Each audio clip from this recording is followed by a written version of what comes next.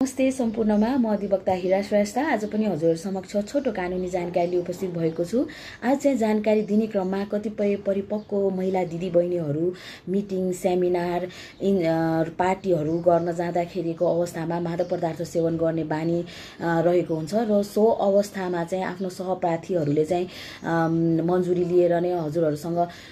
यौन सम्पर्क गरेको हो भन्ने दाबी लिएर कतिपय मुद्दाहरू आउने गर्दछ र यदि हजुरहरुको सो अवस्था रहेको छ र यस्तै मिटिङ सेमिनार पार्टीहरुमा जाँदाखेरि चाहिँ हजुरहरूले मादक पदार्थ सेवन गरेको अवस्थामा आफ्नो सहपाठीले हजुरसँग यौन सम्पर्क गर्यो र जब हजुरको होस ठेगान खुल्दछ तब चाहिँ हजुरलाई सो विषयमा कुनै जानकारी पनि छैन या कुनै पनि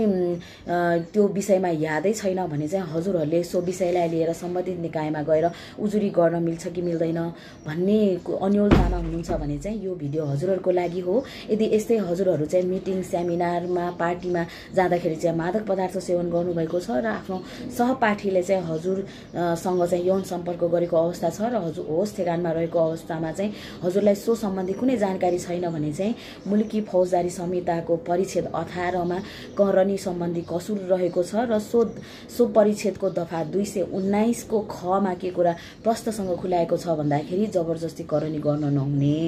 कस्तो अवस्थामा गर्न नहुने त होस ठेगानमा नरहेको अवस्थामा लिएको मन्जुरीलाई मन्जुरी मानिने छैन भने प्रष्ट रूपमा खुलाएको अवस्था रहेको छ र सो दफालाई टेक्ने हो भने हजुरहरूले यसरी होस ठेगानमा नरहेको मन्जुरी बेगरको या मन्जुरी बिनाको नै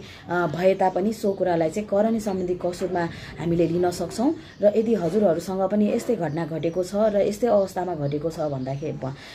भने चाहिँ हजुरहरूले सम्बन्धित निकायमा गएर करनी सम्बन्धी कसुरमा चाहिँ सो मुद्दा चलाउन सक्नुहुनेछ र न्याय पाउन सक्नुहुनेछ। हस्त नमस्ते।